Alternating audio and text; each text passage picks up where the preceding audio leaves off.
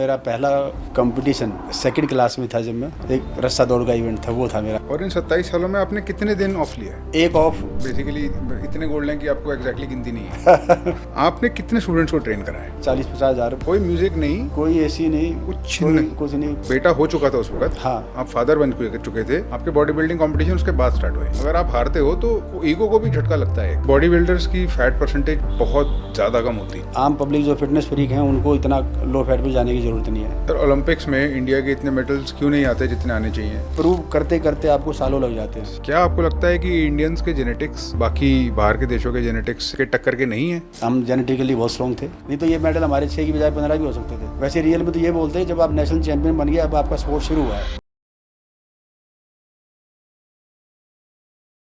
If you are interested in fitness, अगर आप gym जाते हैं, अगर आपको कोई भी इंटरेस्ट है फिटनेस में, तो आपने आज के गेस्ट के बारे में ज़रूर सुना होगा, आपने उनके बारे में कुछ पढ़ा होगा या उनको देखा होगा। He is none other than mister Mukesh Gehlot. अब Mukesh sir is a very positive influence, a role model, a coach, a champion body builder, a champion power lifter. He has trained more people than I can count. उन्होंने इतने gold medal जीते हैं कि शायद उनको खुद को गिनती नहीं है।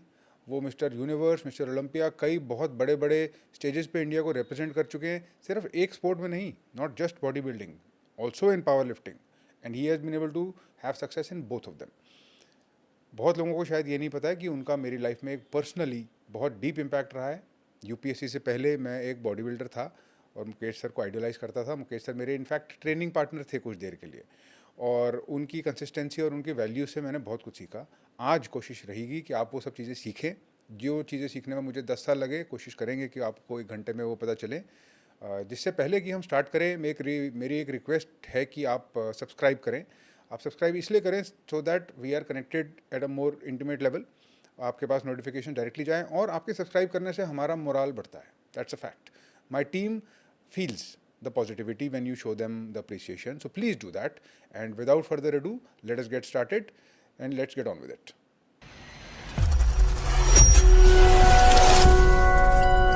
Welcome Mukesh sir to this podcast.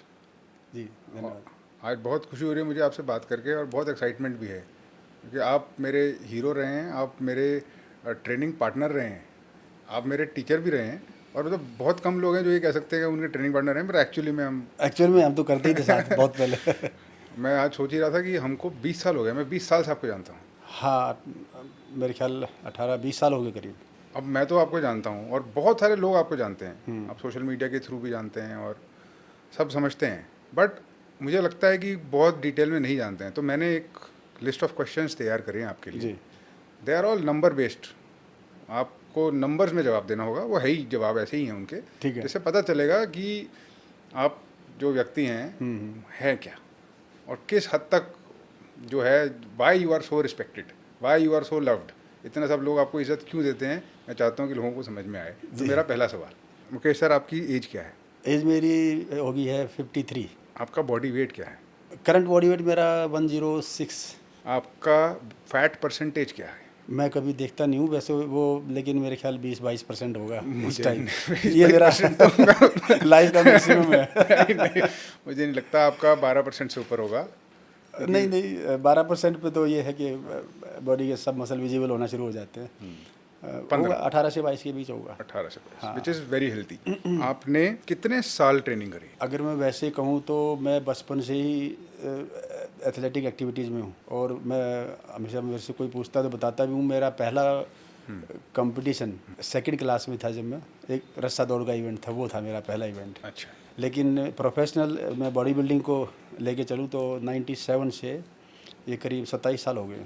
27 साल सर के से साथ आप सीरियस ट्रेनिंग कर रहे हैं? बिल्कुल। तो आप 27 साल से रेगुलरली ट्रेनिंग कर रहे हैं? हाँ, 27 साल से बिना रुके। अच्छा। और इन 27 सालों में आपने कितने दिन ऑफ लिया है? वीकली एक ऑफ, वो भी कभी काम है तो वो हो जाता है वैसे, या कहीं बाहर चले गए तो ऑफ का मतलब मेरा होता है छोटा मोटा कुछ ना कुछ एक्टिविटी फिर भी उस दिन भी कर लेना। अदरवाइज मैं ये कहूँ तो कभी बीमार हो गया किसी वजह से, कोई बुखार हो गया या कोई एक आध बार मेरे को प्रॉब्लम हुई है इतने सालों में। इतने सालों में आप बीमार भी नहीं हुए? हाँ, एक बार मैं हुआ हूँ अभी, ये भी पिछले साल दिसंबर में। 27 साल में? 27 साल में। अच्छा। तो ऑफ का मतलब ये है कि मैं कभी कोई बहुत ज़्यादा मेरा शेड्यूल एक्टिव ना हो तो अदरवाइज मैं डेली ट्रेनिंग करता ही हूँ। डेली 27 साल से चल रही है। बिल्कुल। आप कितने स्पोर्ट्स में compete कर चुके हैं इंटरनेशनली? मैं बॉडी बिल्डिंग और पावर लिफ्टिंग दोनों में मैंने किया। शुरू मैंने बॉडी बिल्डिंग से किया था, बहुत बाद में पावर लिफ्टिंग में मैं आया। गुरुजी ने मेरे को गाइड किया कि भाई अब ये करके देखते हैं। तो पावर लिफ्टिंग मैंने शुरू किया 2013 से। उससे पहले बॉडी बिल्डिंग, दोनों स्पोर्ट्स में इंटरनेशनल इवेंट्स किए हैं इंटरनेशनल इवेंट्स करे, वर्ल्ड चैंपियनशिप जीते हैं आप जी। इनमें। हाँ। तो वही मेरा एम्फेसिस इसी चीज़ पे था कि आप 2 अलग अलग स्पोर्ट्स में सक्सेसफुल हो चुके हैं। दोनों स्पोर्ट्स में इंटरनेशनल मेडल हैं। इंटरनेशनल मेडल आप जीत चुके हैं, इंडिया को रिप्रेजेंट कर चुके हैं। जी। कितनी बार आप इंडिया को रिप्रेजेंट कर चुके हैं? बॉडी बिल्डिंग में मैंने 5-6 बार रिप्रेजेंट किया है। Mister universe, mister Asia, south Asia, world championship, mister universe 2 बार। मिस्टर यूनिवर्स 2 बार। और पावर लिफ्टिंग में मैंने करीब 12-15 बार, 12-13 बार किया है। तो आप 18 से 20 बार इंडिया को रिप्रेजेंट कर चुके हैं इंटरनेशनल लेवल के कॉम्पिटिशन्स में, हाँ हाँ, है ना? बिल्कुल officially officially. As the Indian athlete हाँ, हाँ। इन 2 डिफरेंट स्पोर्ट्स, हाँ जो कि करियर जो 27 साल लंबा चला और हो सकता है अभी भी चल रहा हो। जी। अभी मैं ये समझो कि as a mentor, as a coach जी। चल रहा है। तो मैं और भी एथलीट्स को तैयार कर रहा हूँ। अभी भी कुछ डेस्टिनेशन ऐसी जो मैं अचीव नहीं कर पाया, लेकिन उनको करेंगे ज़रूर। वो मेरे एथलीट करेंगे, हमारे स्टूडेंट्स करेंगे। ठीक है, ठीक है। तो जितनी भी आपकी करियर रही 27 साल की, आपने कितने गोल्ड मेडल जीते उसमें, इंटरनेशनल और डोमेस्टिक दोनों? हाँ हाँ, बॉडी बिल्डिंग में मैं गोल्ड एक रहा मेरा, सिल्वर रहा एक, विद इन 5 रहा मैं 2 बार। और पावर लिफ्टिंग में तो फिर वो कई साल मेरा गोल्ड रहा है, एशियन चैम्पियनशिप में भी, उसमें यूरोपियन चैम्पियनशिप में, वर्ल्ड चैम्पियनशिप में। तो कई गोल्ड रहे हैं उसमें मेरे। अच्छा जी। तो बेसिकली इतने गोल्ड हैं कि आपको एग्जैक्टली गिनती नहीं है। मैंने बताया ना, मैं बहुत लापरवाह इस मामले में। अब हम्बल हैं कि आप उन चीज़ों की गिनती नहीं रखते। हाँ, अचीवमेंट जैसे हमारे सर ही बोलते हैं, हालांकि वो बहुत केयरफुल रहते हैं कि कोई अचीवमेंट कर लिया, वो आज की खुशी है, कल से फिर अपने काम पर लग जाओ। हालांकि अपना जो भी अचीवमेंट्स उनका केयर करना चाहिए, मैं ऑडियंस के लिए बोल रहा हूँ। आपकी मैक्सिमम बेंच प्रेस क्या है? मैक्सिमम मेरी अगर मैं रॉ की बात करूँ तो 200 kg, 200 किलो। और इक्विप में जो टी शर्ट पहन के करते हैं वो मेरी 255 रहेगी। 255 किलो बेंच प्रेस। हाँ, और ये मैंने दोनों ही 50 प्लस में किए हैं, 40 प्लस में किए हैं। अच्छा, हाँ। आपकी मैक्सिमम स्क्वाट क्या है? स्क्वाट मेरी ट्रेनिंग स्क्वाट तो मेरी रॉ में मैंने 260 के 6 रैप किए, रॉ स्क्वाट में। 1 रैप मैंने कभी किया, मेरे ख्याल 290 या 300 का था। हाँ। और इक्विप में मेरा ट्रेनिंग में 320, ऑन स्टेज मेरा 300 रहा, और डेडलिफ्ट 290, और बेंच प्रेस वही 255 290 डेडलिफ्ट और 320 किलो की स्क्वाट। स्क्वाट। और ये आपकी पावर लिफ्टिंग की बेस्ट लिफ्ट्स थे। हाँ हाँ ये सब नंबर्स जो हैं आपने आफ्टर 40 ईयर्स ऑफ एज करे। हाँ। आपने कितने स्टूडेंट्स को ट्रेन कराया है आज तक? एस्टिमेट क्या होगा?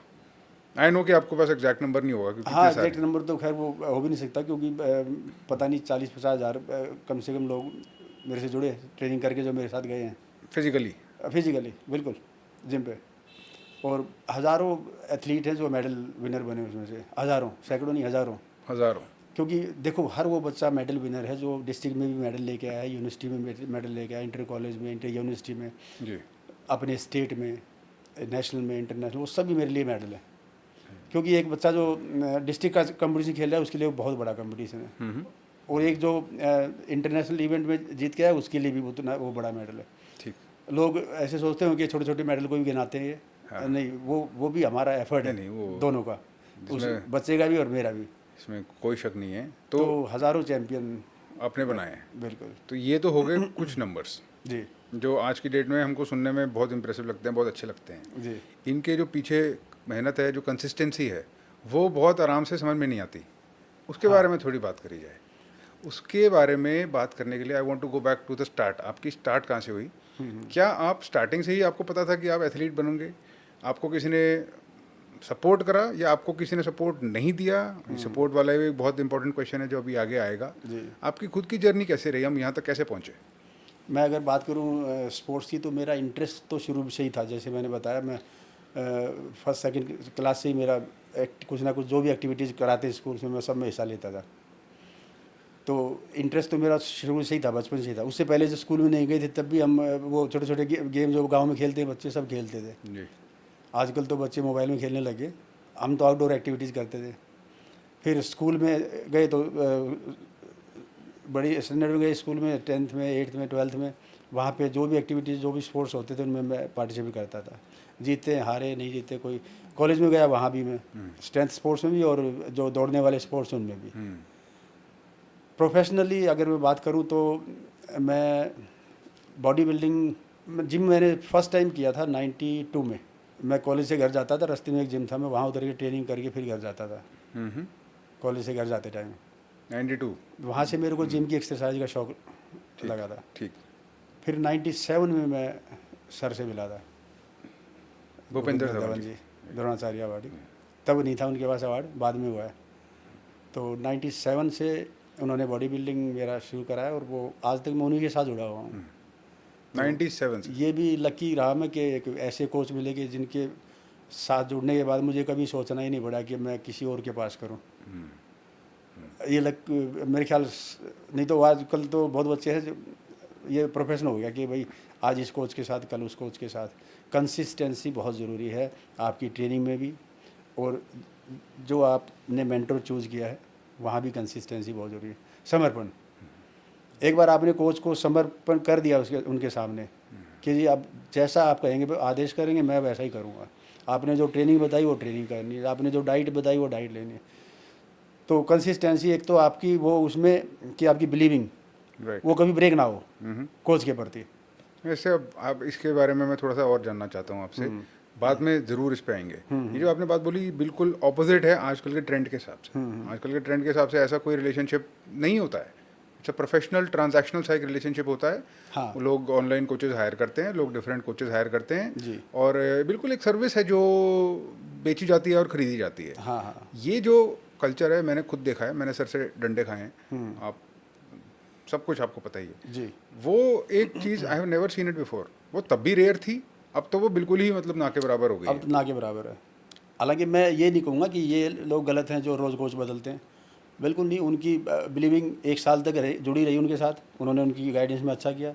कल को उनको लगता है मैं कहीं और बेटर कर सकता हूँ तो करें जी। लेकिन मैं तो अपना एक्सपीरियंस ये बता रहा हूँ कि मेरा एक बार ऐसा विश्वास जमा कि वो आज तक है। तो हो सकता है उसी की वजह से थोड़ा वो जो भी अचीवमेंट हुए हैं जी वो इस वजह से, नहीं तो रोज़ कोच बदलते रहते तो शायद ना पहुँच पाते। सही बात है। और सर के बारे में जितनी बात करी जाए उतनी कम है। भूपेंद्र धवन सर के बारे में बहुत अमेजिंग पर्सनालिटी है। Yes no he made me who I am. मैं तो कई बार बात करता हूँ क्योंकि मेरी लाइफ की स्टार्टिंग बहुत ज़्यादा फ्रूटफुल या अच्छी नहीं थी। ना मेरे पास क्लियर डायरेक्शन थी कि पढ़ाई में जाना है, क्योंकि घर वाले पढ़ाई की तरफ पुश कर रहे थे। इंक्लिनेशन मेरी स्पोर्ट्स की तरफ थी, और जब बिल्कुल ही ऐसा हो गया कि कुछ भी नहीं करना चाह रहा था, मैंने तो बोल ही दिया था घर पे कि मैं पढ़ाई नहीं करूँगा। हाँ हाँ। तो मुझे सर मिले थे, और मुझे याद है कि मेरे पेरेंट्स सर के पास गए थे बहुत परेशान होके, और सर से पूछा था कि सर ये क्या करेगा, पढ़ाई वढ़ाई करना नहीं चाह रहा है, बॉडी बिल्डिंग का इसको शौक चढ़ गया है, तो आप बताइए क्या करें। सर ने बोला था बिल्कुल टेंशन मत लो, जो करेगा अच्छा करेगा। हाँ। और जो आपके साथ हुआ वही मेरे साथ हुआ, अच्छा हुआ, और कभी 2 बार ही वापस सोचना नहीं पड़ा। हाँ बिल्कुल। मैंने जब रेलवे की जॉब छोड़ने का मेरा मन हुआ कि मैं जॉब के साथ मैं ट्रेनिंग कर नहीं पा रहा था जी।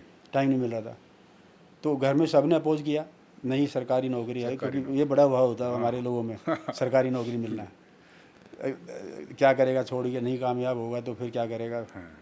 बस सिर्फ गुरुजी थे जो मेरे साथ खड़े थे, नहीं बेटे तेरा जो मन है वो कर, तुझे लगता है कि तू ये जॉब छोड़ के अच्छा कर सकता है तो बिल्कुल क्विट कर, और तुझे लगता है कि जॉब के साथ साथ कर लेगा तो फिर तू कंटिन्यू रख सकता है। मगर जी मेरा बिल्कुल मन नहीं है, मैं जॉब छोड़ के पूरा टाइम गेम को देना चाहता हूँ। बोला फिर तू आज ही क्विट कर और आ जा। तो सिर्फ वो मेरे साथ खड़े थे, बाकी घर वालों ने उस टाइम बहुत अपोज किया। बहुत ही डिफिकल्ट रहा होगा डिसीजन ये आपके लिए हाँ, उस टाइम? अगर नहीं कुछ बन पाते तो सारी उम्र यही सुनना पड़ता कि भाई वो गलत डिसीजन था। जी। अब कोई याद नहीं करता, क्योंकि थोड़ा बहुत कुछ ना कुछ अचीवमेंट आई गए टाइम के साथ साथ। बहुत कुछ जी। बहुत कुछ आपने जिस तरीके से लोगों को इन्फ्लुएंस करा है, और आज की डेट में कोई नहीं करता। मुझे नहीं लगता आपको इन्फ्लुएंसर की कैटेगरी में भी डाला जा सकता है। You are a different category of inspiration. अब हाँ, अगर लोग सीखना चाहें तो देखो, हर एक की लाइफ में कुछ ना कुछ होता है, उतार चढ़ाव। वो कैसे उससे स्ट्रगल करके आगे बढ़ा, वो बस हमें ढूंढना पड़ेगा उसका स्ट्रगल कहाँ था, ये कैसे उससे पार हुआ। स्ट्रगल से याद आया, आपने बताया था कि आप 92 से स्टार्ट करें, हाँ 97 में आपको आपके कोच मिले जो अभी तक आपके साथ हैं। जी। बट स्ट्रगल क्या रही बीच में? ये body building, professional body building कैसे स्टार्ट हुई? ये मैं तो नॉर्मल जिम जाता था ट्रेनिंग करने के लिए, मुझे वर्जिश का शौक था जी। बचपन से ही। जिम में करने लगा तो मुझे वहाँ मज़ा आने लगा, मैं डेली ट्रेनिंग करने ही जाता था। ऐसा कोई टारगेट नहीं था कि मुझे बॉडी बिल्डिंग करनी है, ना मुझे ज्ञान था इसका। ठीक है।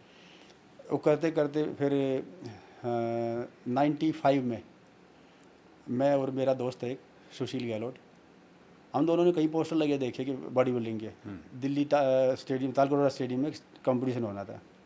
तो वो फ़ोटो में देख के इतने तगड़े तगड़े लोगों को, वो हमें लगा कि हम भी देख के आएंगे यार। हमने कहीं से वो पास अरेंज किए, किसी एक बुक स्टॉल से मिले थे हमें, वो देखने चले गए। वो देखने के बाद फिर वहाँ से थोड़ा सा मेरे को जोश आया। फिर एक उसके बाद मैंने दिल्ली स्टेट हुआ, ये अवानी गालिब स्टेडियम ऑडिटोरियम है दिल्ली में ही, वहाँ पे वो देख के फिर उसमें चैम्पियन बने थे 60 केजी में मिस्टर दिनेश असवाल जी, जो मेरे आइडियल भी हैं उसी दिन से। अब मुझे उनसे बेटर क्वालिटी किसी बॉडी बिल्डर की आज तक नहीं लगती। नरेश मान, मैं देखा है उनको फॉर्म हाँ, में एकदम। प्रेम बहादुर जॉनी, यस। ये लोग उसमें चैंपियन थे। तो मुझे लगा यार ये जहाँ ट्रेनिंग करते मैं वहीं करूँगा। फिर मैंने सर के बारे में पता किया कहाँ ट्रेनिंग करते हैं, दा जिम का नाम मेरी नॉलेज में आया। मैं फिर हडसन लेन। 9 सितंबर, हाँ हडसन लेन, 1997 9 सितंबर को मैं गया सर से मिलने। मैंने बताया, लेकिन मैंने उनसे ये छुपा लिया कि मैं मैरिड हूँ। तब अच्छा। तक मेरा बेटा हो रखा था। अच्छा, ये तब मगर अच्छा। अगर इनको ये पता लगेगा तो बोल दें आप क्या गेम करेगा। हाँ, हाँ। तो अच्छा फिर मैंने शुरू कर दिया उस दिन से। जी। और वो तो उनको मेरे ख्याल पता लग गया साल भर बाद। अब वो तो उस टाइम डंडा मार मारी ट्रेनिंग कराते थे सारे, हमारे ये यहाँ पे नीला हो रखा होता था। घर जाके आइसिंग करते थे। ये एक और बहुत इंटरेस्टिंग बात है जो पता नहीं अभी लोग सुनने में अजीब लगेगी, बट हमने डंडे खाए हैं। हाँ सर ने हमको डंडे लगाए हैं और उन डंडों से जो इम्पैक्ट हुआ है हाँ, वो आज तक है। वो कुमार वाली तबकी थी असल में। बिल्कुल। वो प्यार भी उतना ही था। डंडे हमारे बेहतरी के लिए होंगे कि ये और अच्छा कर सकता है, इसमें पोटेंशियल है पर ये शायद कर नहीं पा रहा, इसको मैं तबकी दूंगा दे हुए। जो वेट उठता ही नहीं था हाँ उसके हाँ 2 एक्स्ट्रा रेप लगते थे। बिल्कुल। और अभी अगर सर खड़े हो जाएं हाँ बिना डंडे के तब भी लग जाएंगे। वो बिल्कुल। मैं तो बोलता हूँ मैं हमेशा सर के पास ट्रेनिंग करने जाता ही था, रेगुलर जाता था पहले। फिर बाद में अपना जिम लगाया, उसके बाद में वीकली जाने लग गया। ट्यूसडे को सर नहीं भी कभी कभी जिम में होते थे तो वो मुझे ऐसा लगता था चेयर पे बैठे हैं वो। हाँ। मैं उस जिम में मेरी हमेशा बेस्ट ट्रेनिंग वही होती है। मैं अपने जिम पे करता हूँ, वो उससे बेटर वर्कआउट मेरा वहाँ होता है आज भी। और सर वो जिम डिस्क्राइब करना ज़रूरी है लोगों के लिए। हाँ जिम वो तो जिम नॉर्मल जिम नहीं है, वो अखाड़ा ही था वो भी। अब अखाड़ा भी किसको लेकिन- बोलेंगे? बेसमेंट है, हाँ उस पर कोई फ्लोरिंग एज सच, ना ना देयर इज नथिंग देयर, कोई म्यूजिक नहीं, कोई एसी नहीं, कुछ कोई नहीं। कुछ नहीं। पंखे चलते हैं तब भी ठीक है, नहीं चलते तब भी ठीक है। और ह्यूमिडिटी इतनी होती है इन दिनों में, तो बारिश के दिनों में हम 3 टी शर्टें रख के ले जाते थे जिम बैग में। एक गिल्ली होगी, दूसरी डाली, वो गिल्ली होगी, तीसरी, ऐसे 3 टी शर्टें चेंज करते थे एक ट्रेनिंग सेशन में, जब ये ह्यूमिडिटी वाला मौसम होता था। और सर्दी हो गर्मी हो, वहाँ पे तो पसीना आना ही है, ट्रेनिंग इतनी कराते थे। तो वो तो उससे हमारा बेस मुझे लगता है स्ट्रॉन्ग हो गया। पेन को बियर करने की जो कैपेसिटी वो स्ट्रॉन्ग हो गई हमारी। जी। तो जब वो कैपेसिटी आपका असल में आपका माइंड फेल करता है पहले, नहीं होगा मेरे से, और बॉडी में रहती पावर और रैप निकालने की, लेकिन माइंड आपका गिव अप कर जाता है। वो उस ट्रेनिंग से हमारा मेंटली हम स्ट्रॉन्ग हो गए। बिल्कुल। हाँ, अब हम कंप्लीट मसल फेलियर तक जा सकते हैं सेट को लेके। बिल्कुल। तो वो अलग ही ट्रेनिंग थी वो। तो बहुत लोगों को लगेगा कि ये इतने इतने रैप लगवाते हैं, ये क्या ट्रेनिंग होती। उसी ट्रेनिंग से देखो उन्होंने हिंदुस्तान में कितने चैंपियन बना दिए। बिल्कुल। और अदर स्पोर्ट्स के भी लोग उनके पास आके उनकी ट्रेनिंग का फ़ायदा लेते हैं। तो आप सर के पास गए और आपने उनसे बात छुपाई, फिर आपकी एक्चुअल ट्रेनिंग स्टार्ट हुई। हाँ और आपका बेटा हो चुका था उस वक्त, हाँ आप फादर बन चुके थे। हाँ आपके बॉडी बिल्डिंग कंपटीशन उसके बाद स्टार्ट हुए। हाँ। अच्छा, तो पहला मिस्टर इंडिया कैसे जीते, क्या माहौल था उस टाइम? मैं पहले तो मेरा यूनिवर्सिटी में इंटर यूनिवर्सिटी मेडल आए, फिर उनके बेस पे मेरी जॉब लगी रेलवे में। रेलवे में। हाँ, मिस्टर इंडिया में मैं फोर्थ फिफ्थ इन 2 प्लेस पे रहा कई साल। मेरा फर्स्ट जो गोल्ड मेडल आया वो 2005 में, 8 साल के बाद। लेकिन मन में कभी ये आया नहीं कि मुझे इतने साल हो गए, इतने, मुझे हमेशा यही लगता था वो तो जब टाइम आएगा सबको मिलेगा, मैं मेहनत करता रहूँगा। मुझे बस ट्रेनिंग में मज़ा आता था, मेरे को ये लगा ही नहीं 8 साल कितने कैसे बीती है। नहीं तो आजकल बच्चों को 2 साल में पेशेंस ख़त्म हो जाती है, मेरा मेडल नहीं आ रहा, वो उसी दौरान क्विट कर जाते हैं। सही बात। कोई और कोर्स पकड़ना पड़ेगा। हर आदमी को आपको समझने में टाइम लगता है, जहाँ भी जाएंगे उसको भी लगेगा समझने में टाइम आपकी बॉडी को। यस। फिर वहाँ 2-3 साल ख़राब करता है बच्चा। हाँ। तो मेरा पहला मेडल 8 साल बाद आया, तब भी मेरे मन में 1% भी कभी ये आया ही नहीं मैं क्यों नहीं चैंपियन बन रहा। भाई वो मैंने तो उनको सौंप दिया, वो चिंता वो करेंगे, जो उस्ताद है वो करेंगे ना चिंता, मुझे थोड़ी करनी। मुझे तो वो जैसे कहेंगे मैं परफॉर्म करता चला जाऊँगा। यही स्पिरिट होनी चाहिए एक प्लेयर में, क्योंकि मैं भी सोचूं मेरी परफॉर्मेंस कैसी आएगी और वो भी सोच रहे हैं, दोनों मैच करेंगे नहीं तो गड़बड़ हो जाएगी।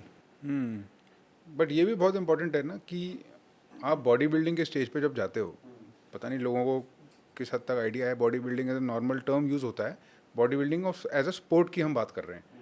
जब आप स्टेज पे जाते हो, आप बिना कपड़ों के वहाँ जाते हो, आप बॉडी बिल्डिंग ट्रंक्स में होते हो और आपकी पूरी बॉडी दिख रही होती है, मतलब वहाँ अगर आप हारते हो तो ईगो को भी झटका लगता है एक इनिशियली किसी Initially। किसी को, हाँ बिल्कुल हो सकता है। और एटलीस्ट मुझे लगा था, हाँ मैं मिस्टर दिल्ली तक मैं गया, मैं एक बार मिस्टर दिल्ली जीता, उससे पहले मैं 3 बार मिस्टर दिल्ली हारा क्या, did not place, not even in top 3, fourth fifth type आती थी।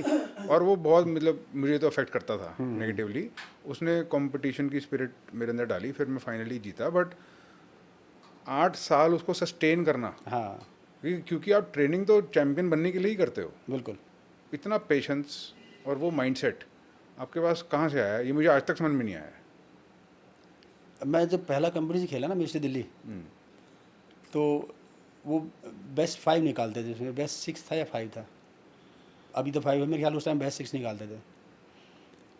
तो मैं बेस्ट 6 में आ गया, तो मेरे लिए वो विनिंग मोमेंट था, क्योंकि मुझे तो पता ही नहीं था मैं बेस्ट 6 में आ जाऊँगा, मैं तो बस खेलने गया था। फिर मेरी प्लेस आई तो उसमें 4th। तो वो जब एक प्लेस में चूक गया ना मेडल से, क्योंकि 3 तक ट्रॉफी थी, चौथे 5वें 6ठे को ट्रॉफी नहीं थी, बस सिर्फ सर्टिफिकेट था, और वो ट्रॉफी की बड़ी भूख थी, ये मुझे मिल जाती अगर मैं एक प्लेस और ऊपर आ जाता तो। हालांकि एक बार को तो लगा मैं जीत गया, मैं 6 में तो आ गया, ये टॉप 6 खड़े इनमें खड़ा हूँ मैं। फिर वो जब ट्रॉफी बटी तो वो मेरे हाथ नहीं आई वो मलाल ज़रूर रहा। फिर लगा कि हाँ ये 3 लड़के ही तो हैं यार मेरे से आगे, मेरी कैटेगरी में, मैं और मेहनत करूँगा। उसके बाद से मेडल आप ये आना शुरू हो गए, दिल्ली यूनिवर्सिटी चैंपियन बन गए, ऑल इंडिया यूनिवर्सिटी में चैंपियन बने। तो लेकिन जो मिस्टर इंडिया उसमें मुझे टाइम लगा 8 साल आप वही, हाँ फिर वहाँ भी वही था कि वो 3rd प्लेस मेरे से काफ़ी दूर रही, 4th 5th। मिस्टर खली हैं जो, वो भी हम दोनों एक ही क्लास में खेलते थे। अच्छा, हाँ वो आपके बैचमेट हैं? वो मेरे बैचमेट हैं। अच्छा। हाँ 98 में और 99 में 2 साल हम साथ खेले हैं। वो अच्छा। ट्रेन में हमारे साथ, जब तो ट्रेन में ही जाते थे हम सब, तो साथ ही जाते थे। वो पुलिस में थे मेरे ख्याल। हाँ पंजाब पुलिस। तो उन्होंने फिर बाद में, पहले तो बॉडी बिल्डिंग करते थे, बाद में फिर उसमें चले गए रेसलिंग में, वहाँ भी अच्छा ही किया उन्होंने, वर्ल्ड लेवल पे इंडिया नाम किया है। हाँ बिल्कुल बिल्कुल। तो आप मिस्टर इंडिया बने? मिस्टर इंडिया में फिर 2008 में, फिर 2008 में 5 ओवरऑल 2005 में गोल्ड मेडल लगा कैटेगरी में। कैटेगरी में? हाँ। अच्छा, फिर आप यस, ये भी बताना तो पड़ेगा, बॉडी बिल्डिंग में कैटेगरीज होती हैं। हाँ अब बॉडी बिल्डिंग के बारे में थोड़ा बताना पड़ेगा कैटेगरी से पहले। बॉडी बिल्डिंग जिस चीज़ को हम समझते हैं, बॉडी बिल्डिंग स्पोर्ट में बहुत फ़र्क है। हाँ बॉडी बिल्डिंग वाले स्पोर्ट में स्टेज पे जाके मैंडेटरी पोजेज होते हैं और बहुत बारीकी से देखा जाता है बॉडी की सिमेट्री। बिल्कुल। क्या क्या देखा जाता है सर? आपका सिमेट्री है, प्रिपोर्शनेट है, लेफ़्ट और राइट का सिमेट्री है, एक बॉडी पार्ट दूसरे से ज़्यादा ना लगे, सब सिमेट्रिकल लगे, हार्डनेस है, स्किन टोन है, मस्कुलर कितने हैं, आपका वेस्ट कितना नैरो है, बहुत सारी चीज़ें हैं। तो 7-8 चीज़ें मिला के जब जज करता है, और उसको भी फटाफट डिसीजन करने पड़ते हैं, तो हर चीज़ पे ध्यान देना पड़ेगा आपको। फिर उससे बड़ा लास्ट में एक फैक्टर है प्रेजेंटेशन, आप अपने आप को प्रेजेंट कितना अच्छा कर पाए। कई एथलीट्स अच्छे होते हैं लेकिन वो अपने आप को उतना बेटर दिखा नहीं पाते स्टेज पे, फिर उनको मलाल रह जाता है। मेरे साथ पार्शलिटी हुई है। हाँ हाँ ये स्पेशली मैं उन लोगों के लिए बोल रहा हूँ जो सीधे स्टेज से उतरते ही बोलते हैं ना पार्शलिटी होगी। हाँ हाँ हो सकता है फर्स्ट वाले से बेटर हो, लेकिन आप उसको प्रेजेंट नहीं कर पाए स्टेज पे, तो कमी तो आपकी रही ना। हाँ हाँ राइट हाँ, फिर वो जो साथ खड़े हैं लोग, कई बार हम उनकी बातों में आ जाते हैं, जी, क्योंकि वो आपके सिर्फ स्ट्रॉन्ग पॉइंट्स को देखते हैं सही बात है। तो और जज देखता है आपके वीक पॉइंट्स को। वीक पॉइंट्स को, हाँ। तो ये बॉडी बिल्डिंग प्रोफेशनल स्पोर्ट में वेट कैटेगरीज होती हैं, और वेट हाँ। कैटेगरीज के अंदर फिर एक जो सब वेट कैटेगरीज का एक चैंपियन बनता है, हाँ, दैट इज द ओवरऑल जो चैंपियन। सभी कैटेगरी में गोल्ड आएगा, 9 कैटेगरी हैं, उनके बीच में फिर चैंपियनशिप होगी। वो एक जीतेगा वो ओवरऑल चैंपियन है। वो आप बने वो फिर मैं 2008 में बना। 2008 में 8, बने, 9, 10 लगातार 3 साल में रहा। 3 साल। फिर 11 में मैंने ब्रेक लिया, 12 में फिर मैं ओवरऑल बना, और 2013 में फिर हम पावर लिफ्टिंग में आ गए थे। फिर आपकी पावर लिफ्टिंग की जर्नी स्टार्ट हुई, फिर आप उसमें गोल्ड पे गोल्ड मेडल जीतते चले गए। उसमें हाँ मेरे काफ़ी मेडल हैं। हमने 2015 में फिर से ट्राई किया बॉडी बिल्डिंग। मेरे को फेडरेशन से फ़ोन आया कि भाई वो फेडरेशन ने डिसाइड किया है, अगर आप तैयारी करें तो सारा खर्चा फेडरेशन बियर करके आपको वर्ल्ड चैम्पियनशिप ले जाने का जी प्लान किया है। जी। तो मैंने गुरु से बात की, वो एग्री कर दिया उन्होंने, ठीक है चल कर तैयारी। तो वर्ल्ड चैम्पियनशिप गई, बैंकॉक में थी चैम्पियनशिप, वहाँ पे फिर मेरा रहा बेस्ट 5 में। तो उसके बाद फिर हमने ड्रॉप किया, फिर कंप्लीट वो पावर लिफ्टिंग पे ही। 2017 में फिर हमारा पावर लिफ्टिंग में ओलंपिया में मेडल आया गोल्ड। और पावर 2000 लिफ्टिंग ओलंपिया, हाँ 2018 में फिर हमारा ये सिल्वर मेडल आया। Silver medal. हाँ आपने सोशल मीडिया पे अब इन्फ्लुएंसर्स का सारा ट्रेंड देखा है, जी। आप ये सब तब कर रहे थे जब सोशल मीडिया था भी नहीं। आपको क्या लगता है कि what is the problem with social media fitness influencers? जो मिस इन्फॉर्मेशन है, जो प्रॉब्लम है, जो आप ठीक करना चाहेंगे, जो आप ठीक मैसेज देना चाहेंगे, वो क्या है? देखो, ये प्लेटफॉर्म इतना बड़ा हो गया सोशल मीडिया का कि आप चाह के भी जो गलत है उसको नहीं रोक पाएंगे। जो डाटा कंज्यूम करता है ना एंड में, उसको सोचना पड़ेगा कि मैं इस सोशल मीडिया से किसको देखूं किसको ना देखूं, राइट। किसको मैं सुनूं किसको ना सुनूं।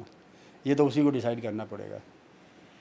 तो बहुत लोग हैं जो मिस इन्फॉर्मेशन भी दे रहे हैं और अननेसेसरी, हालांकि फिटनेस से जुड़े हुए लोग हैं, पर अननेसेसरी ऐसा पता नहीं कोई झगड़े में इन्वॉल्व हो, कोई कुछ लोगों को उसमें मजा आता है देखने में, आज क्या हो रहा है आज क्या हो रहा है। कुछ सही बात। अब जिनका एक्सपीरियंस नहीं है वो कुछ ऐसी चीज़ें बता जाते हैं जिनका कोई लॉजिक नहीं फिटनेस से। बट एक तो एक साइड हो गई आप जैसे लोगों की जो compete करना चाहते हैं और एक एथलीट बनना चाहते हैं, एक स्पोर्ट्स पर्सन का एक माइंडसेट है। एक वो है जो बॉडी ज़रूर बनाना चाहते हैं, फिजिक बनाना चाहते हैं, but for social media fame, goal ही है सोशल मीडिया फेम, बॉडी बनाने का। इसमें और उसमें क्या फ़र्क है, कौन सा बेटर है और प्रॉब्लम क्या है? नहीं, सोशल मीडिया आप गेम नहीं करना चाहते तब भी आप अच्छी इन्फॉर्मेशन दे सकते हैं। कई ऐसे इन्फ्लुएंसर आप देखेंगे उस पर वो गेम से कभी नहीं जुड़े, पर फिटनेस उनका टारगेट रहा हमेशा।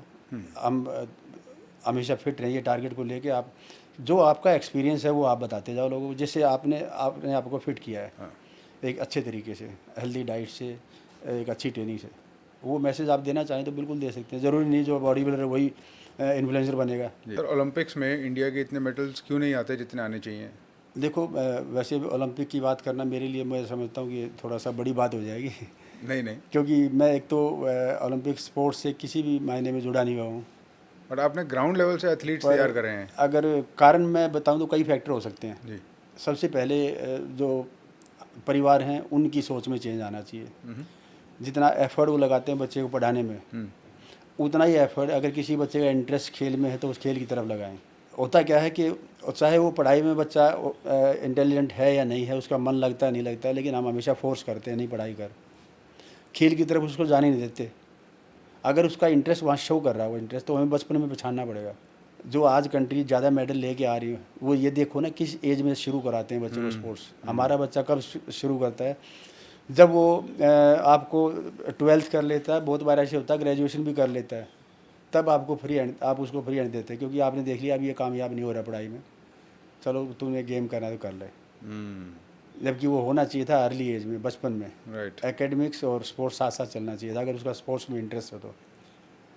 हमारे प्लेयर आते हैं बहुत यंग एज का, मान के चलो तो 15-16 में, ख़ास तौर से अगर मैं आयरन गेम की बात करूँ तो। लेकिन बात ओलंपिक्स की हो रही है, तो बहुत कम बच्चे अभी भी ऐसे जिनको शुरू में ही स्पोर्ट मिल जाता है घर वालों का, नहीं बेटे हम स्पोर्ट्स में तेरा इंटरेस्ट, चलो एक अच्छी एकेडमी में इसको शुरू कराते हैं।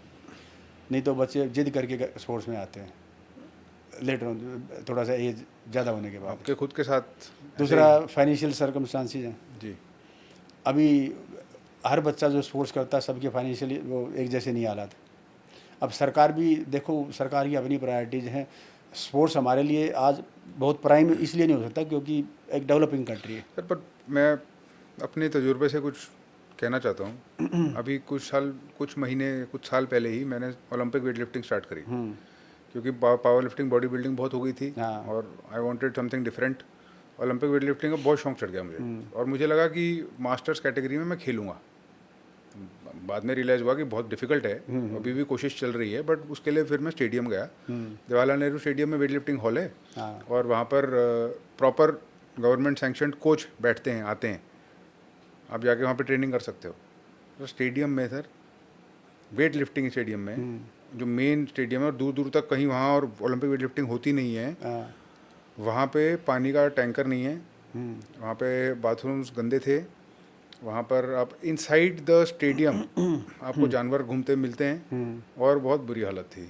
और I am talking about Jawaharlal Nehru stadium, middle of the city, और वो देख के मतलब बुरा ही लगता है। और इनफैक्ट एक हादसा भी हो गया है, लैक ऑफ मेडिकल फैसिलिटीज़ का अगर मैं बोलूँ तो बहुत ह्यूमिडिटी थी।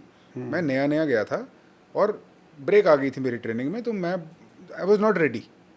वेट लिफ्टिंग में एक्सप्लोसिव मूवमेंट होती है, तो उधर मेरे को फेंटिंग हो गई, आई फेंटेड, बेहोश हो गया और एकदम मुंह के बल गिरा धाड़ करके, और होंठ पे चोट वोट काफ़ी आ गई। और वहाँ पे पानी नहीं था कैंपर में किसी को देने के लिए, फर्स्ट एड कुछ थी नहीं। वहीं के जो आसपास के लोग थे, किसी ने मेरे को कुछ जूस वूस पिलाया, फिर सब लोग आए और फिर वो ठीक है, कुछ ज़्यादा सीरियस नहीं इंजरी हुई, बट फैसिलिटीज़ नहीं है सर वहाँ। मैं उसी तरफ आ रहा था कि आप ये एक्सपेक्ट नहीं कर सकते, अभी कंट्री हमारी डेवलपिंग है कि हर चीज़ हमें टॉप नॉच मिलेगी सरकार की तरफ से। हमें अपने खुद के एफर्ट से शुरू करना पड़ता है। जी सरकार बाद में आपके ऊपर हाथ रखेगी जब आप कुछ अचीव कर लेंगे, क्योंकि बहुत बड़ी पॉपुलेशन जो स्पोर्ट्स की तरफ अब आ रही है आजकल। अब हर आदमी को तो सरकार शुरू से नर्सरी क्लास से लेके नहीं चल सकती ना, अपने सरकार की और बहुत एरियाज जहाँ पे उसको फोकस करना है। तो ये तो परिवार को ही देखना पड़ेगा, जो बच्चा टैलेंटेड है स्पोर्ट्स में उसको पुश करें, उसको जितना हो उसकी मदद करें स्पोर्ट्स में आगे बढ़ने में, अच्छे से अच्छी एकेडमी में उसको लेके जाएं। फिर वो छोटी छोटी चीज़ें जैसे आपने बताया, पानी भी नहीं था, वो भी नहीं था, ये अपने बैग में ही कैरी करना पड़ेगा हमें, क्योंकि जैसे जो सर्कमस्टांसेस हमारे, हमें इतना मैनेज करना ही पड़ता है शुरू में। बाद में जब आप बड़े चैम्पियन बन जाते हैं तो आपको सारी फैसिलिटीज़ मिलती हैं, कैंप भी लगते हैं, आपको इंटरनेशनल एक्सपोजर भी मिलता है, सरकार की तरफ से टूर भी होते हैं आपके। लेकिन इनिशियली तो हमें खुद ही करना पड़ता है। इसीलिए बहुत सारे प्लेयर जो टैलेंटेड भी थे वो लैग कर जाते हैं, बीच में ही उनका गेम ख़त्म हो जाता है, जो अच्छा कर सकते थे। जी जी जी। इनफैक्ट जिसने मुझे इंट्रोड्यूस करा था, हाँ। बहुत अच्छा वेट लिफ्टर है, और आईटीबीपी में उसकी जॉब लग गई है। हाँ। बट उसकी भी मेन कंप्लेंट यही है कि वो जॉब करे कि वो वेट लिफ्टिंग करे, वो करना तो वेट लिफ्टिंग चाहता है। हाँ। बट अब पोस्टिंग उसकी कहीं बॉर्डर पे है, तिब्बत के भूटान के आसपास। अब वो उस बॉर्डर पे जाके कहाँ वेट लिफ्टिंग की ट्रेनिंग करेगा? बिल्कुल। वो या तो ये हो कि भाई वो जो स्पोर्ट्स हैं, स्पोर्ट्स करते हैं, उनको उस पर रखा जाए। जी, यही लेकिन आपके साथ भी प्रॉब्लम थी ये रेलवे? मेरे साथ तभी मुझे जॉब छोड़ना पड़ा। भाई लेकिन हर आदमी तो जॉब नहीं छोड़ेगा ना, सही बात है। क्योंकि वो बाद में स्पोर्ट्स में फेल हो गया फिर क्या करेगा। इतना ज़्यादा रिस्क लेने की ज़रूरत नहीं पड़नी चाहिए, खासकर अगर टैलेंट प्रूव कर दिया गया है, टैलेंट दिखा दिया उसने अपना। नहीं, जब आप टैलेंट प्रूव कर देते हैं, कम से कम अभी तो मैं पिछले कुछ सालों से देख रहा हूँ, तो आपको पूरा सपोर्ट मिलता है सरकार की तरफ से। लेकिन वो प्रूव करते करते आपको सालों लग जाते हैं। वो 8-10 साल की जर्नी है ना, जो वो आपको खुद से तय करनी पड़ती है। जी जी। जब आप नेशनल चैम्पियन बन जाते हैं या इंटरनेशनल कोई मेडल ले आते हैं, वहाँ से आप कोर टीम में आ जाते हैं। हर एक स्पोर्ट्स की एक कोर टीम है, जिनके कैंप लगते हैं, जिनको अच्छे से अच्छी कोचिंग वो मिलती है, अच्छे सेंटर मिलते हैं। वो पूरे 4 साल उनकी ओलंपिक की तैयारी भी चलती है। लेकिन उस कोर टीम में आने के लिए आपको खुद से एफर्ट करने पड़ेंगे, बिल्कुल, खुद से साधन जुटाने पड़ेंगे, फाइनेंशियली भी वैसे भी। जी। तो इसलिए वो जो 10 साल लगे वो 4 साल में हो सकता था, अगर सारी फैसिलिटीज़ हमें प्रोवाइड हो जाती तो। अब फैमिली की भी अपनी वो है, वो सारा एक बच्चे के पीछे खर्च नहीं कर सकते ना। सही बात है। हालात सबके ऐसे ही हैं। वो जैसे तैसे करके एक बच्चे को गेम में आगे बढ़ाते हैं, पूरे परिवार का खर्चा काटना पड़ता है उनको। पर सर एक और फैक्टर भी बहुत इंपॉर्टेंट है जो स्पोर्ट्स में, जिसके बारे में ओपनली कोई बात नहीं करता, जेनेटिक्स। ओलंपिक्स की अगर बात करी जाए या किसी भी स्पोर्ट की बात करी जाए तो जेनेटिक्स तो एक रोल, एक फैक्टर है ही। क्या आपको लगता है कि इंडियंस के जेनेटिक्स नॉर्मल बाकी बाहर के देशों के जेनेटिक्स से के टक्कर के नहीं है? क्या ये फैक्टर है? नहीं, ये नहीं कह सकते। अगर हम एंशियंट टाइम पे जाएंगे ना तो हम जेनेटिकली बहुत स्ट्रॉन्ग थे, जैसा हम हिस्ट्री में पढ़ते हैं। लेकिन बीच में ये कुछ टाइम पीरियड, कुछ 100 सालों का, कुछ 100 सालों का टाइम पीरियड आया जब हालात चेंज हुए और देश में गरीबी आना शुरू हुई, बच्चों को सही न्यूट्रिशन नहीं मिला। जेनेटिक्स तो पेरेंट्स से ही मिलेंगे ना। राइट। अब पेरेंट्स ही जेनेटिकली वीक हो जाएंगे, ओवर द टाइम ये कई पीढ़ियों में आता है जाके। मेल न्यूट्रिशन का शिकार आप हो जाएंगे तो आपकी 2-3 पीढ़ी के बाद वो बच्चे जेनेटिकली स्ट्रॉन्ग नहीं रहेंगे। तो ये फिर भी कई बच्चे कई आपको स्पोर्ट्समैन ऐसे मिल जाएंगे जो जेनेटिकली गिफ्टेड नहीं थे, लेकिन जिन्होंने टॉप की परफॉर्मेंस दी है अपनी डेडिकेशन से। आपके एक्सपीरियंस में आपने बहुत सारे अलग अलग देशों के एथलीट्स के साथ compete किया है स्ट्रेंथ स्पोर्ट्स में, जी। सबसे तगड़े और सबसे स्ट्रॉन्ग एथलीट्स कहाँ के होते हैं? आयरन गेम में जैसे हम शुरू में हमने गेम शुरू किया तो ईरानी जो लिफ्टर थे वो भी अच्छे थे, कजाकिस्तान के भी अच्छे हैं, यूक्रेन के लिफ्टर अच्छे हैं, रशिया के। अभी हाल फिलहाल कुछ सालों से चाइना बहुत अच्छा कर रहा है। लेकिन एट द एंड बात वही आती है कि हमारे जो खिलाड़ी ना वो किन सरकमस्टांसेस में तैयारी करते हैं, राइट। और जो खिलाड़ी वो उनको सरकमस्टांसेस क्या मिले हैं। हमारे टैलेंट की कमी नहीं है देश में, बस वो है कि उनको जब वो अपनी राइट एज में होते हैं ना उस टाइम पे उनको सही सरकमस्टांस नहीं मिलते। सरकमस्टांस से मेरा मतलब फाइनेंशियली सबसे पहला, कोचिंग दूसरा, बिल्कुल। और रिकवरी सिस्टम का नहीं पता होता। जब तक एक अच्छा कोच नहीं मिलेगा आपको ये नहीं पता होता मेरी रिकवरी कैसे होगी। बिल्कुल, लैक ऑफ नॉलेज भी बहुत बड़ा फैक्टर है। लैक ऑफ नॉलेज बहुत बड़ा फैक्टर है, फाइनेंस बहुत बड़ा फैक्टर है। तो ये कुछ चीज़ें हैं जो आपको पीछे ले जाती हैं, लेकिन धीरे धीरे हो रहा है चेंज स्पोर्ट्स। इम्प्रूवमेंट तो है, नो डाउट। हाँ, पर वो थोड़ा स्लो पेस में है। स्लो है। हाँ। जितनी एस्पिरेशंस हमारे हैं, जितनी हमारी उम्मीदें हैं, उस हिसाब से तो स्लो है। हाँ, जैसे इस बार भी हमारे कई एथलीट 4th पे रह गए, मेडल में कन्वर्ट होते होते रह ऑलमोस्ट। गए। नहीं तो ये मेडल हमारे 6 की बजाय 15 भी हो सकते थे। हो सकते थे। तो कई बार ऐसा भी होता है कि उस खास दिन में आपका स्पोर्ट्समैन उस दिन नहीं अच्छा कर पाया, इसका मतलब ये नहीं वो स्पोर्ट्समैन अच्छा नहीं था। अगर ओवरऑल अब देखो तो हमारे कई एथलीट ऐसे रहे ओलंपिक में जो इस बार 4th के आसपास रहे हैं। बहुत सारे लोग, नॉर्मल लोग जो अचीव कर लेते हैं एक अच्छी फिजिक, एक उसका एक मेंटल इफेक्ट होता है। 2 तरीके के लोग मैंने देखे हैं। एक कैटेगरी वो है जिस पे बहुत अच्छा इफेक्ट होता है, वो थोड़े से हम्बल हो जाते हैं। आप उसकी एक एक्सट्रीम एग्जांपल हो, आप बहुत ज़्यादा हम्बल हो। एक कैटेगरी है जो उतना ही एरोगेंट और उतना ही ईगोइस्टिक हो जाती है, वो उतना ही अपने आप को ज़्यादा समझने लगते हैं। क्या आपने ऐसा कुछ नोटिस करा है पैटर्न? ये यहाँ पे काम गुरु का शुरू होता है। गुरु कह लें, आप कोच कह लें, मेंटोर कह लें, वो आपकी जीत में आपको कितना हवा भरने का मौका देते हैं।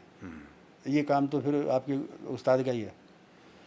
नहीं तो जीत के बाद हर कोई चाहता है उसको सेलिब्रेट करूँ मैं, और वो महीनों तक नहीं भूलते फिर उसको, मैं ये जीत के आया हूँ, हर जगह कॉलर खड़े करके जाना है, मैं चैम्पियन बन गया हूँ। वो हमें तो गुरुजी हमेशा बोलते हैं बन गया चैम्पियन, कल से ट्रेनिंग पे आ जाना, बहुत हो गया है। वो एक ही दिन की खुशी मिलती थी हमें।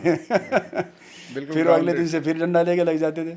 तो वो शुरू में जो चीज़ वो हुई ना, उसके बाद फिर कभी ऐसा लगा नहीं जीत के बहुत बड़ा कारनामा कर दिया, क्योंकि अभी हमसे बहुत बड़े बड़े वो लोग और हैं जो इतने बड़े लेवल पे अच्छा कर रहे हैं।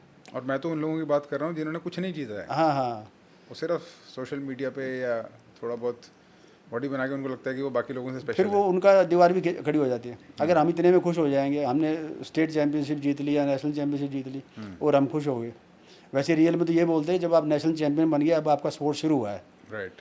क्योंकि अब आप अपने देश को रिप्रेजेंट करेंगे इसके बाद, वहाँ से शुरुआत है। लेकिन वहाँ तक पहुँचते पहुँचते ही लोगों को ये हो जाता है अब मैं कंट्री में सबसे तगड़ा हो गया हूँ, मेरे गेम में, मेरे इवेंट में, मेरी कैटेगरी में। तो फिर वो दीवार खींच लिया आपने, मतलब अब आपकी और इम्प्रूवमेंट करने की आपने वो ख़त्म कर दिया है। आप खुश हो गए, मैंने कर लिया बस अचीव। अचीव कहाँ किया, अभी आपने शुरू किया है। राइट। अगर ये बात मन में रखें कि मेरे से आगे अभी कितने स्टेजेस हो रहे हैं, कितने चैंपियन और खड़े हैं, तो आदमी भूलेगा ही नहीं फिर। तो हम्बल रहने का यही है कि अपनी जो लेवल रह गए उनको देखते रहो आप, और जो आपने अचीव किया है उससे औरों को मदद मिलती रहे, कुछ ऐसा भी करते रहो। आपका फेवरेट बॉडी बिल्डर कौन है? मेरे फेवरेट बॉडी बिल्डर लोगों को थोड़ा अजीब लगेगा, मिस्टर दिनेश असवाल जी हैं, मेरे गुरु भाई भी हैं, और मेरे आइडियल वही हैं। मैं उन्हीं से इंस्पायर हुआ था, और आज भी जो उनका बॉडी को प्रेजेंट करने का तरीका था, उनका जो स्किन टोन थी, उनकी मसल क्वालिटी थी, और वो जितना गेम को समझते थे वो मुझे अभी तक नहीं मिला कोई। अच्छा। हाँ बिल्कुल। हालांकि देख लो वो मिस्टर इंडिया ही थे, लेकिन स्टिल वो उनकी क्वालिटी से मैं बहुत ज़्यादा इम्प्रेस। आपके हिसाब से दुनिया का बेस्ट एथलीट कौन है? आपका फेवरेट एथलीट कौन है? बॉडी बिल्डर नहीं। बॉडी बिल्डर नहीं। अभी आज मैं करंट की बात करूं तो मैं तो देखो अपने इंडियन एथलीट नीरज चोपड़ा को ही करता हूं। अब वो जो ग्रेट, उनकी सोच देखेंगे ना आप, उनका बोलने का तरीका, उनका लोगों से मिलने का तरीका, वो उनमें 1% भी वो नहीं है कि मैं चैम्पियन बन गया हूँ। वो आज भी वही है कि मुझे तो बस बाला फेंकना है भाई।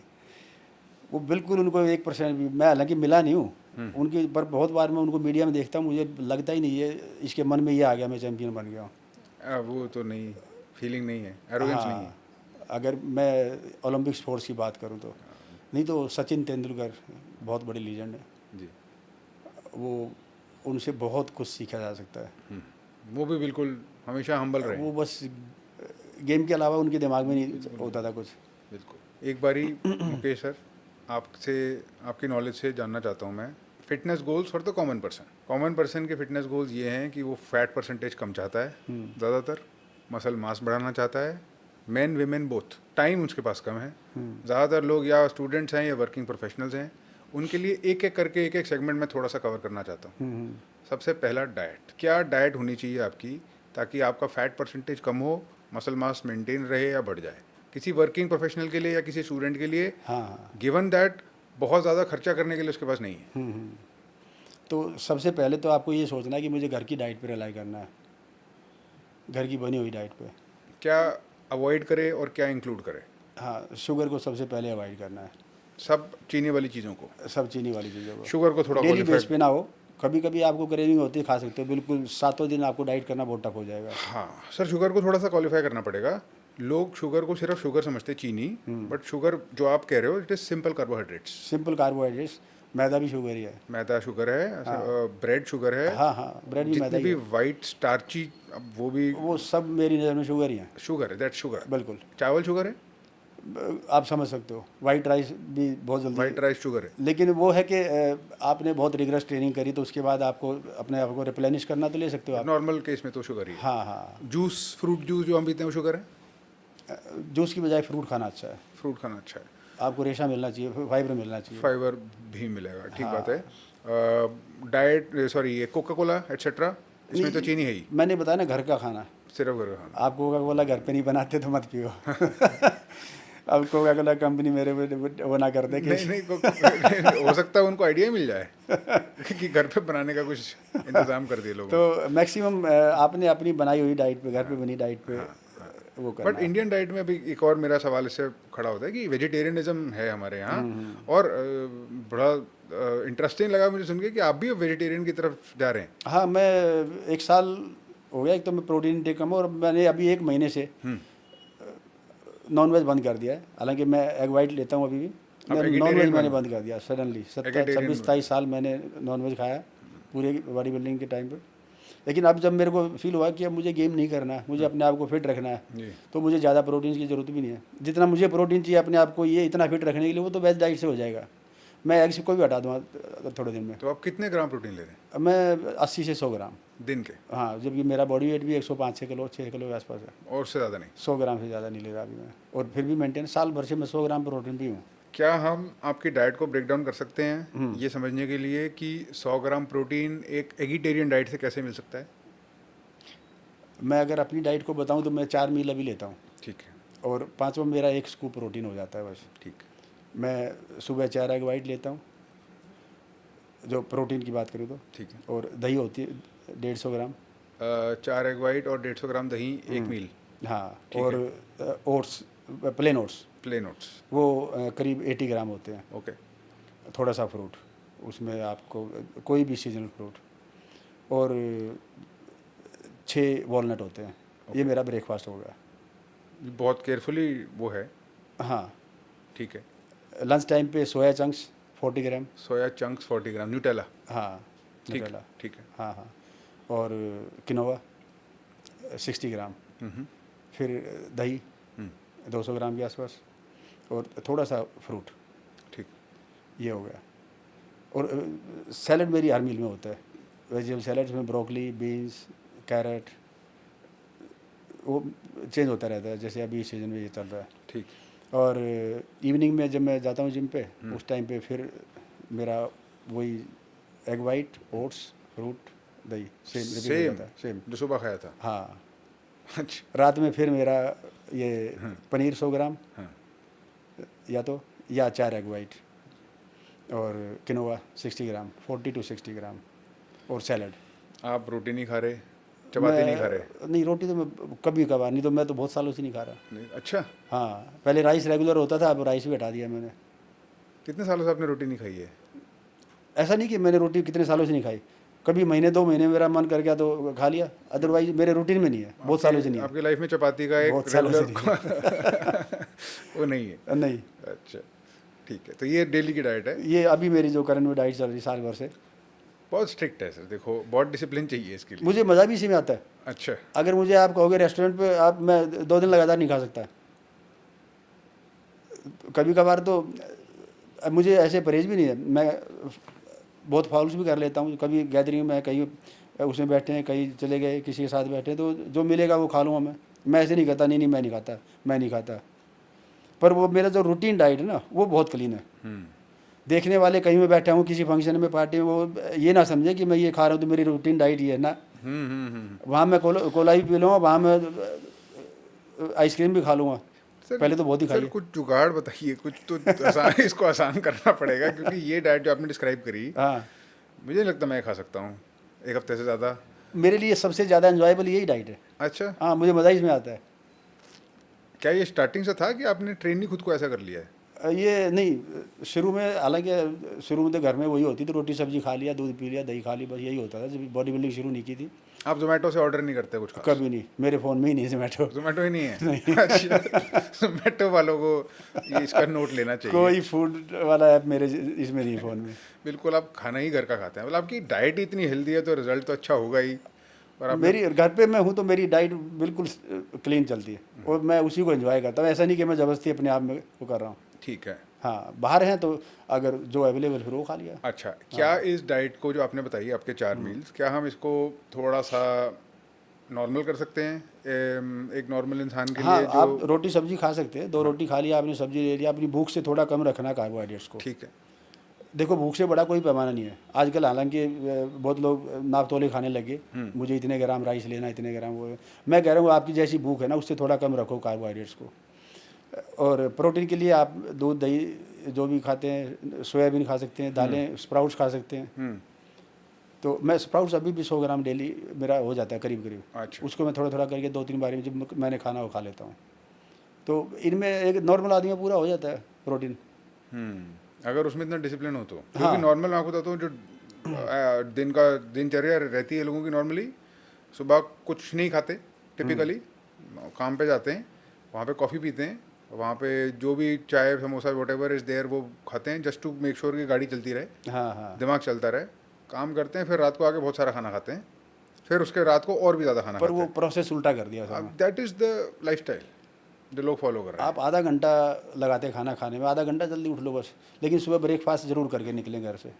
रात को भले ही आपका डिनर मिस हो जाए, दूध पी के सो जाओ, लेकिन सुबह तो आपको खाना ही पड़े। सारा दिन उसी पे तो इंजन चलना है, राइट। गाड़ी तो उसी पे चलेगी पूरा दिन, जो आपने सुबह एक बहुत अच्छी हेल्दी डाइट ली है।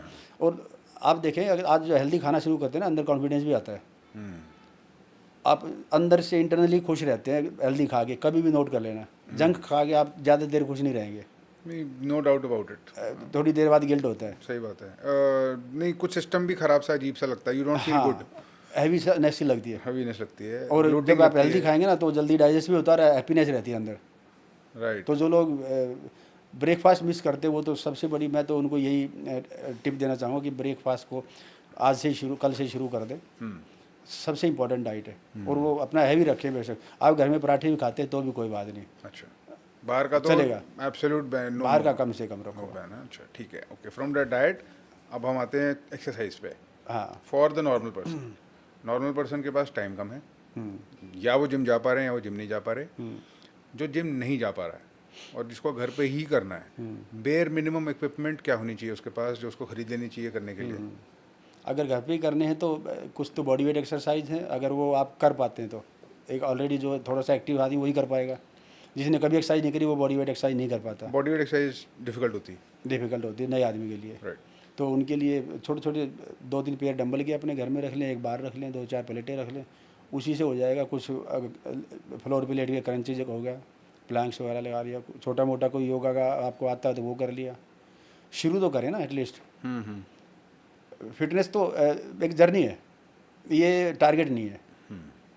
आप ये टारगेट करें कि मेरा अभी भी इतना फैट है, मैं 3 महीने में कम करूँगा इसको, मैं 6 महीने में करूँगा। क्यों सोचते हो आप? क्यों दिमाग में बर्डन डालते हो? फिर रोज़ मशीन पे खड़े रहोगे, कम नहीं हो रहा, कम नहीं हो रहा। अपना टारगेट बनाओ, मुझे रोज़ 1 घंटा अपना एक्टिविटी को देना है। मैं एक्सरसाइज करूँ, योगा करूँ, वॉक करूँ या जो भी करना, मुझे 1 घंटा लगाना ही है। वो फिटनेस अपने आप ही चेंज होना शुरू हो जाएगी। रोज़ मशीन पे खड़ा होने की ज़रूरत नहीं है आपको। आपका नुकसान तो कुछ नहीं हो रहा है ना, शरीर का वेट तो नहीं बढ़ेगा। अभी डाइट भी मान लो आपने चेंज नहीं की, जो करंट डाइट है उससे आपका एक सर्टेन फैट वो मेंटेन किया हो बॉडी ने। तो जैसे ही आप उसमें एक्टिविटी ऐड करेंगे, 400-500 कैलोरीज आपकी रोज़ बर्न होंगी, एक्स्ट्रा। तो धीरे धीरे कम होगा ही होगा। हाँ, आपने एक्सरसाइज भी शुरू कर दी, साथ में खाना ही बढ़ा दिया, फिर तो नहीं होगा। राइट। तो दूसरा, हर आदमी को पता है जब खाना खाते हैं मेरी थाली में एक्स्ट्रा क्या है, क्वांटिटी में, क्वालिटी में। यानी जो चीज़ मुझे मेरे लिए हेल्दी नहीं है उसको हटा दो, जिसकी क्वांटिटी ज़्यादा लगे उसको कम कर दो। आधी फिटनेस तो यहीं से शुरू हो जाएगी। पता हर आदमी को होता है। हम खा लेते हैं कि इसमें टेस्ट आएगा, चलो अभी खा लेता हूँ, नहीं तो हर आदमी को पता है मेरी थाली में गलत क्या है। सही बात। हाँ, 1 घंटा एक्सरसाइज कर लो, गलत चीज़ को हटाना शुरू कर दो, बस फिटनेस आपकी शुरू होगी। और इसको लाइफ लॉन्ग मेंटेन रखो।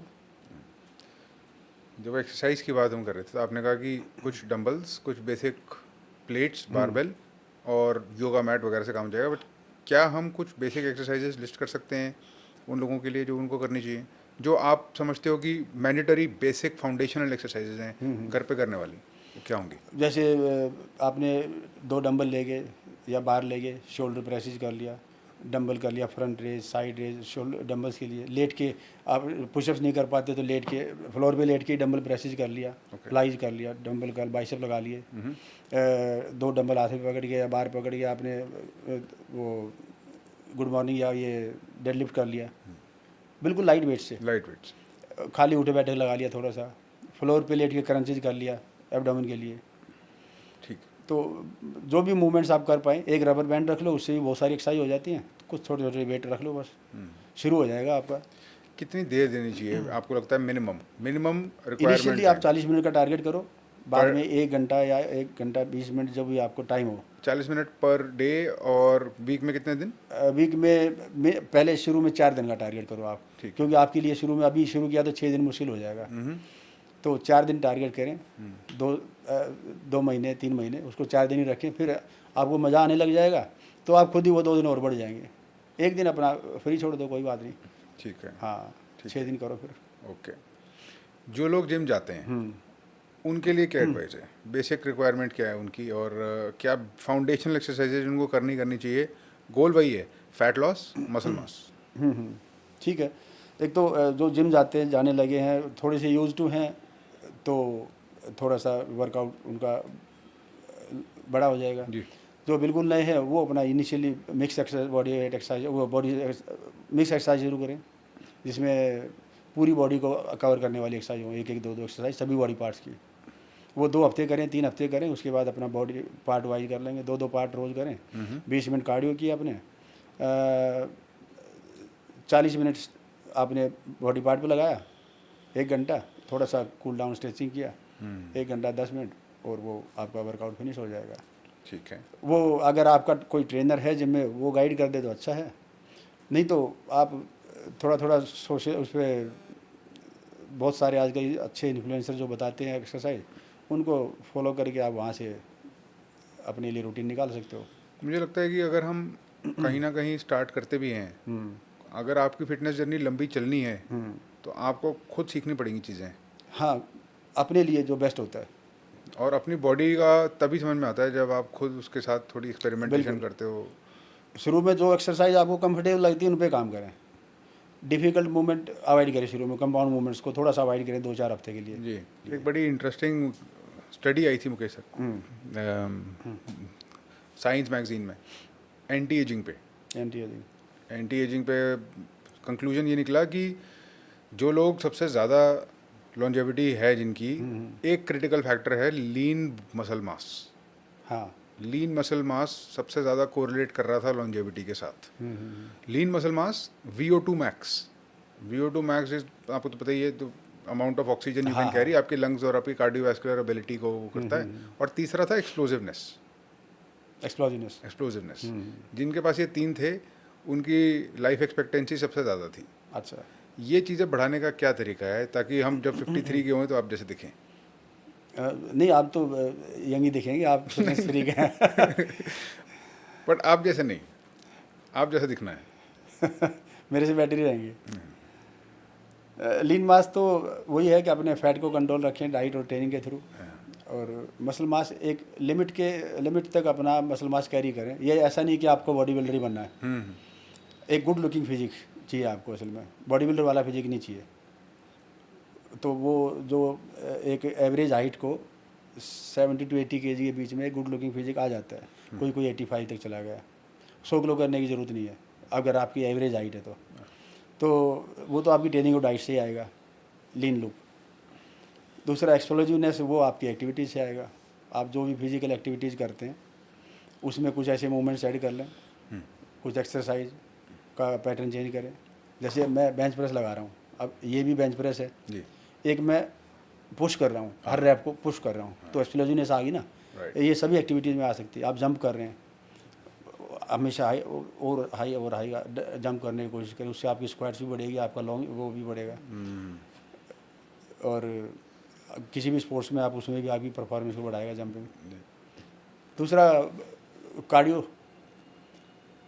आप जब कार्डियो करते हैं और एक्सरसाइज जो आपकी वेट ट्रेनिंग वो भी आप इंटेंस करते हैं, तो आपका जो ऑक्सीजन लेवल वो बढ़ जाता है बॉडी बढ़ का। जाएगा। राइट।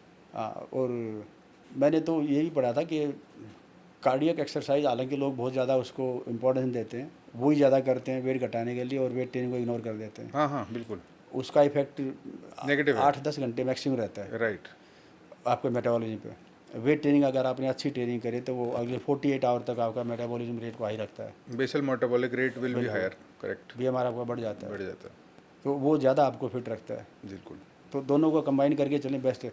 कार्डियो तो आपकी हार्ट की हेल्थ के लिए होगा, फुल बॉडी का फिटनेस का कोई लेना देना नहीं उससे। आपका हार्ट हेल्दी रहे इसके लिए कार्डियो है, बाकी तो वेट ट्रेनिंग नहीं करना काम। वेट ट्रेनिंग नहीं करना। ज़्यादातर लोग जो नए नए जाते हैं जिमों में, वो वेट ट्रेनिंग से कतराते हैं, कतराते हैं। जबकि असली फिटनेस तो वही है। राइट। जब हम कंक्लूड करने के टाइम पर आ गए हैं तो एक चीज़ जो बोलनी मुझे, तो मैं बोलना चाहता हूँ, बताना चाहता हूँ, वो ये है कि कुछ तो है माइंडसेट, कुछ है आपके अंदर के खुद की वैल्यूज़ जो मुझे समझ में आती हैं आपके बारे में, जिसकी वजह से मैं बहुत आपकी रिस्पेक्ट करता हूँ। सबसे बड़ी वो है ह्यूमिलिटी। आपने बिल्कुल भी एरोगेंस नहीं है, ना आपने आने दी। You had one of the best physiques in the world, definitely in the country. Thank you. आपके पास जितनी अटेंशन की ज़रूरत है उससे ज़्यादा आपको अटेंशन मिलेगी। आप दुनिया के one of the top 0.1% strongest people in the world, obviously उस एलिट कैटेगरी में हो, बट आपने कभी किसी पे हाथ नहीं उठाया। आपने कभी किसी पे कोई ऐसे लड़ाई झगड़ा या कोई भी, you have never had any such. आपका हमेशा एक पॉजिटिव इन्फ्लुएंस रहा है। एक तो मुझे कभी ऐसे फील नहीं होता मैंने कुछ बड़ा अचीव कर लिया है, पता नहीं, मुझे ऐसे, मैं अपने आप में वो feel नहीं करता। वही ह्यूमिलिटी आपकी। और दूसरा, मुझसे कोई भी लोग, मेरे से कोई भी आके मिलता है ना भीड़ में से, मैं कहीं गया हूँ तो कोई मिलता है, मैंने ऐसे भी लोगों को देखा जो अवॉइड करते हैं, लोग मिले ना, हटा देंगे, फ़ोटो नहीं कराएंगे। मुझे मज़ा आता है, मैं एंजॉय करता हूँ कि पता नहीं भगवान ने ऐसा कुछ दिया है कि आज लोग मेरे साथ फ़ोटो खिंचा रहे, हाथ मिला के खुश होते हैं, तो मैं इसको एंजॉय करता हूँ। आज मैं हूँ, कल कोई और आ जाएगा, तो जितना टाइम मेरा है उसको तो मैं एंजॉय करना चाहिए मेरे को। जी। मैं उस चीज़ को अवॉइड कर, अगर कोई फॉलोअर से सेलिब्रिटी बनता है तो वो देखो वो वही लोग हैं जो आपसे मिल के खुश होते हैं। अगर वो आपको आज अनफॉलो कर दे तो आप 1 मिनट में सेलिब्रिटी ख़त्म हो गए। अब विराट कोहली के कितने मिलियंस में फॉलोअर हैं। अगर मैं वैसे ही कह रहा हूँ, 1 सेकंड के लिए उनके फॉलोअर्स उनको अनफॉलो कर दें, मान लो, क्या विराट कोहली सेलिब्रिटी रह जाएंगे? गेम में तो हैं, लेकिन पब्लिक में नहीं रहे फिर, क्योंकि 10 साल बाद फिर किसी को पता ही नहीं होगा विराट कोहली। तो जिन लोगों से आप कतराना शुरू कर देते हो उन्हीं लोगों ने आपको सेलिब्रिटी बनाया। हालांकि मैं तो सेलिब्रिटी नहीं हूँ, पर जो सेलिब्रिटी हैं तो उनसे मिल के खुश होना चाहिए। हम्बलनेस तो ये ऐसा नहीं कि अचीव करनी है, होना ही चाहिए। आप एक बहुत ही खास रोल मॉडल हैं, आपकी पॉजिटिव इन्फ्लुएंस है यूथ पे। मुझे पर्सनली ये फील होता है, क्योंकि अब मैं यूथ नहीं रहा, कि आप जैसे लोगों की इन्फ्लुएंस होनी चाहिए। You are the original OG of body building and you are the best possible role model that a person can have. और बहुत बहुत धन्यवाद आपका, आपने टाइम निकाला, हमसे बात करी, आपने इतने सारी इन्फॉर्मेशन दी। और उम्मीद रहेगी कि एक और वीडियो शूट हो जिसमें ज़रूर ज़रूर। जिसमें जिसमें बातें नहीं, एक्सरसाइज ज़्यादा हो। हाँ हाँ एक वर्कआउट वीडियो शायद। करेंगे, ज़रूर करेंगे। मुझे तो कोई खास ऐसा देखना पसंद करेगा नहीं, बट आपको ज़रूर देखना पसंद करेगा। बहुत पहले हमने किया ही है साथ, एक वर्कआउट ज़रूर प्लान करेंगे। जी जी हाँ ज़रूर। हाँ। और आपकी ग्रेटनेस है, आप दोबारा अभी भी इस अपनी फील्ड से जुड़े हुए हो, क्योंकि आपके पास इतना टाइम है नहीं जितना आप दे पाते हो, फिर भी आप कोशिश कर रहे हो और लोगों को और फील्ड के लोगों को भी बुला के, फिटनेस से जुड़े हुए लोगों को। ये आपका पैशन ही है, पैशन फिटनेस के प्रति। बिल्कुल। चाहे आपका अभी कार्य क्षेत्र अलग हो गया, लेकिन फिर भी स्टिल आप इससे जुड़े हो। हमेशा जब तक जिंदा हूँ तब तक ये रहेगा। हाँ, और इसको आगे ही बढ़ा रहे हो, अच्छी बात है, बहुत बढ़िया है। तो बड़ा अच्छा लगा आपसे मिलकर आज वो इतने सब दिनों कुछ बाद। इसलिए है क्योंकि आप जैसे लोग मेरे आसपास हैं। Thank you so much for coming, can't thank you enough. Thank you Mukesh sir. Welcome.